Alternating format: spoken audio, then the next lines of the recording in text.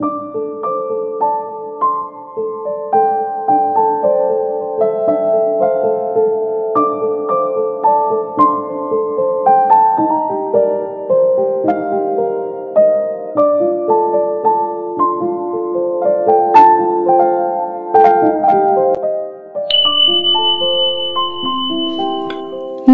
বন্ধুরা, আমি স্মৃতি। আশা করি ভালো আছেন সবাই। আমিও ভালো আছি। বড়দের প্রণাম ও ছোটদের ভালোবাসা জানিয়ে আমি আমার ব্লগটি শুরু করছি। আশা করি ভালোই লাগবে। এই যে সকালবেলা ভাত ডাল চড়িয়ে দিয়েছি, পটল ভাজাও করে নিচ্ছি, কারণ আজকে একটু তাড়াই আছি। আজকে যাবো মায়ের বাড়ি। তো ধরো ও আমাদের বাড়িতেই আছে, সেই জন্য ধরো রান্না করে তারপরে খেয়ে দিয়ে যাবো। তো এই যে পটল ভাজা হচ্ছে, আর এদিকে টক ডাল আগেই হয়ে গিয়েছে। আর এইদিকে আমাদের বাবু মশাই বসে বসে শাক করছে। তো যে বলেছে একটু ভিডিও করব, তো দেখো কি করছে।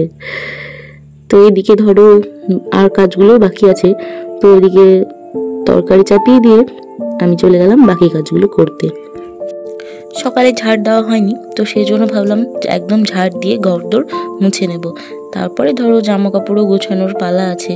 বেশি কিছু নিয়ে যাব না, যদিও বা গরম, তো তবুও হালকা পাতলা জামাগুলো তো নিয়েই যেতে হবে। আর ছোট বাচ্চার হাতে থাকলে বুঝতেই পারছো, 2-4টে জামা বেশি নিয়ে যেতে হয়। আর আজকে ভেবেছি কয়েকটা কুর্তি কিনে নেব। আমি আর শাড়ি পরে আর চলতে পারছি না, আর প্রচণ্ড গরম তো সেই জন্য। তো এইদিকে ধরো খাওয়া দাওয়া সেরে ফেলেছি, সেরে টেরে আমি কাপড়ও পরে নিয়েছি। ভেবেছিলাম কুর্তি পরবো, তো কুর্তিগুলো একটু কেমন কেমন হয়ে গিয়েছে, ওই জন্য শাড়ি পরে নিয়েছি। আর এই যে একদম রেডি সেডি হয়ে তোমাদের সামনে চলেও এসেছি। আর সিঁদুর টিপ এগুলো ধরো পরা হয়েছিল না, তো সেগুলো ধরো পরেও নেবো। আর এমনিতেই ধরো আমার ব্লগটা আজকে ছোটোই হবে, কেননা অন্য দিনের মতো ধরো রান্না বান্না ঘর মুছে এসব তো আর দেখাতে পারলাম না তোমাদেরকে। তাই ভাবলাম তোমাদের সামনে এসে একটু পাকামোই করে নিই। জানি না, কেউ কেউ হয়তো একটু অন্য কিছুই ভাববে। তো যাই হোক, এই যে রেডি, কেমন লাগছে একটু জানিও কেমন। আর এদিকে বিছানাগুলো একটু এলোপাথারি ছিল, তো সেগুলো একটু গুছিয়ে নিয়েছি। বাড়ি আসবো তারপর ধরো আর একটু বেশি ভালো করে গুছোবো, এখন আর পাচ্ছি না গুছোতে, আমি একদম ক্লান্ত। তারপরে যে শাড়ি টাড়ি পরে ধরো একদম যখন বেরোবো না, তখন ঘরটাও মুছে নেবো একবার। কেননা যতবারই আমি যেখানেই যাই না কেন, ঘর থেকে বেরোনোর সময় ঘর দোর একদম মুছে ঝেড়ে মুছেই বেরোই। আর এর মধ্যে ওর বাবাও ধরো চলে গিয়েছে কাজে, তো ও ধরো 12টা-1টার দিকে আসবে। তারপরে ধরো ঘরে ঢুকবার এসেই যদি এইসব মানে এলোপাথারি দেখে, তখন মানুষটার মনটা কেমন হবে। তো সেই জন্য ধরো বাড়িতেও না থাকলে আমি একদম ধুয়ে মুছেই বেরোই, বাড়িতে থাকলেও ধুয়ে মুছে বেরোই। আর এই যে এদিকে গোছানো পাছানো সব রেডি, যেগুলো তোমাদেরকে একদম দেখাতে পারিনি তাড়াহুড়োর জন্য। তো চলো আমার সাথে আমার মায়ের বাড়ি, সেখানে গিয়েই দেখা হবে।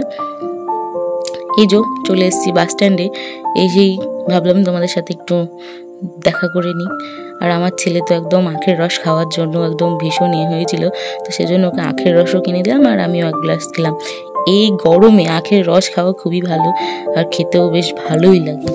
যেহেতু আজ মঙ্গলবার, ভীষণ ভিড়। আর কি বলতো, আমি এই ভিডিওটা মনে হয় বুধবারে আপলোড করব। তো মঙ্গলবারে এমনিতেই ধরো ভীষণ ভিড় থাকে, তারপর আজকে যেন একটু বেশি ভিড়। রাস্তাঘাটে এত ভিড় কি বলবো। আর বাসও খুবই স্লো চলছিল।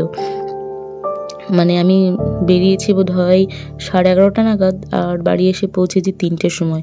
আমার 1.5-2 ঘন্টার রাস্তা, সেখানে অনেক ঘন্টায় লেগে গিয়েছে।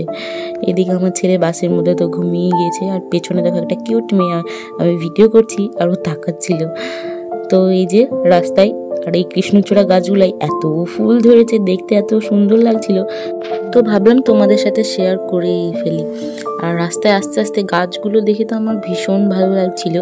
আর এই 2-1 দিন আগে বৃষ্টি হয়েছে, তো একদম সবুজ হয়ে আছে। আর কৃষ্ণচূড়া ফুলগুলো তো খুবই ভালো লাগছিল, ফুটেও ছিল, দেখেছো খুব সুন্দর লাগছিল। আমাদের বাড়ির রাস্তাতেও এরকম অনেক বড় বড় গাছ আছে, তো সেগুলো আর তুলতে পারিনি ভিডিও, কেননা ছেলে ঘুমোচ্ছিল, তো ওই জন্য আর তুলতে পারিনি। এই গরমের মধ্যে ধরো বেরিয়েছি দুপুরবেলা, তো ভীষণ গরম লাগছিল। যদিও বা আজকে আসার কথা ছিল না, কালকে আসতাম আমার বাবার সাথে গাড়িতে। তো দেখছি আস্তে আস্তে দিন চলে যাচ্ছে, কিন্তু আসা আর হচ্ছে না। আর কয়েকদিন পরে আবার ছেলের স্কুল আরম্ভ হবে, তখন আর বেরিয়ে যাওয়া হবে না। সেই জন্যই ধরো তাড়াহুড়ো করে চলে আসলাম। বাড়ি যাওয়ার সময় বাবার সাথেই যাব। আর এদিকে আস্তে আস্তে ধরো এত পরিমাণে লিচুর মানে কি বলবো হাঁক ডাক হচ্ছিল, তো সেগুলো না তুলে আর পাচ্ছিলাম না। তো একটু বাদে দেখাবো তোমাদেরকে লিচুর ছড়াছড়ি, মানে লিচুর সিজন চলছে তো, আর ধরো ভীষণ ভালোও লাগছে। কি বলতো, বছরের ফল খেতে সবারই ইচ্ছে করে, তো আমি ভাবলাম এখান থেকে নেব। তো তা করতে ধরো নীল ঘুমিয়েছিল, দিয়ে আমি আর নিতে পারিনি।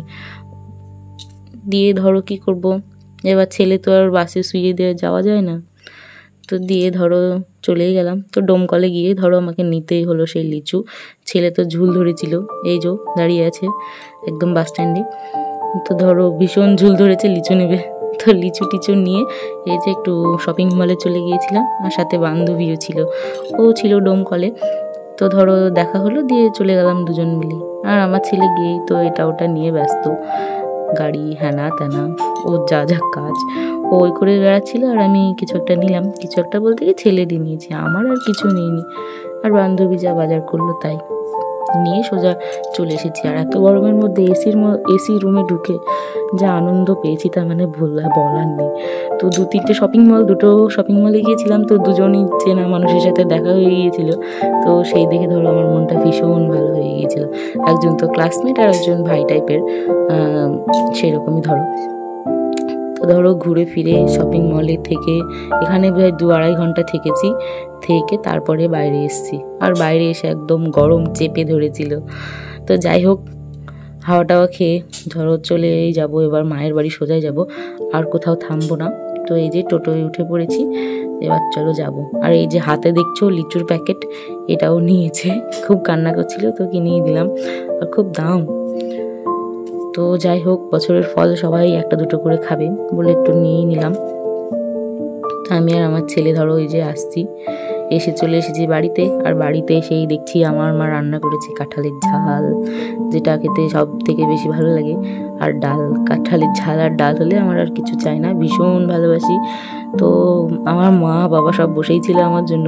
আস্তে আস্তে আমার দেরি হয়ে গেল, তো কি বলবো, 3টের সময় খেয়ে দিয়ে মানে ভেবেছিলাম একবার ঘুরতে বেরোবো, তো সেটা আর ঘুরতে পারিনি। 3টের সময়তেই বাড়িতে এসেছি। এসে ধরো খাওয়া দাওয়া করতে করতেই ধরো সন্ধ্যা, তারপরে গল্প গুজব এটা ওটা তো আছেই। তো এইসব সেরে এই যে তোমাদের সামনে আবার চলে এসেছি। তো এসে দেখো আমি কি করেছি, শুধুমাত্র শাড়িটা চেঞ্জ করেছি, করে নাইটি পরে মানে কি বলবো বসে পড়েছি ফ্যানের তলে। আর এত গরম লাগছিল, তা মানে বলে বোঝাতে পারবো না। তো এই যে দেখো আমি ঘড়ি পরে আছি, হাত মুখ সব ধুয়েছি, ঘড়ি শুদ্ধও ধুয়ে ফেলেছি। মানে কি বলবো, আমার খেয়ালই ছিল না আমার হাতে ঘড়ি আছে।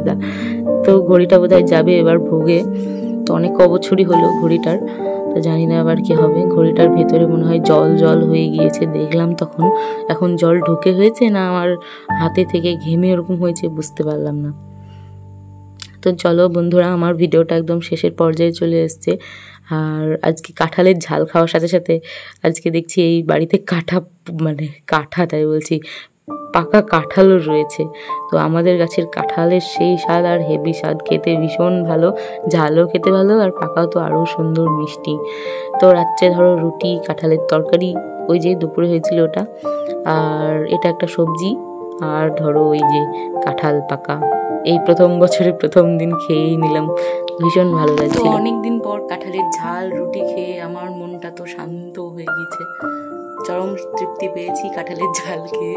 কেননা আমি যত ভালো করে কাঁঠালের ঝাল বানাই, তো সেই লেভেলের টেস্ট আসে না যে টেস্টটা আমার মায়ের হাতের আসে আর কি। তো ধরো ভীষণ ভালো লাগলো খেতে। কালকে মনে হয় আবার হবে কি আমি করতে বলবো।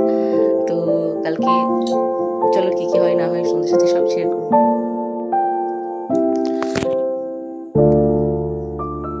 তো চলো বন্ধুরা, আজকের ভিডিওটা আমার এই পর্যন্তই। যদি ভিডিওটি ভালো লেগে থাকে তো অবশ্যই একটা লাইক করে কমেন্ট করে দিও, আর ভালোবেসে পাশে থেকো সাবস্ক্রাইব করে। তো চলো আজকের ভিডিওটা আমার এই পর্যন্তই, কালকে আবার নেক্সট ব্লগে দেখা হবে। তো টাটা।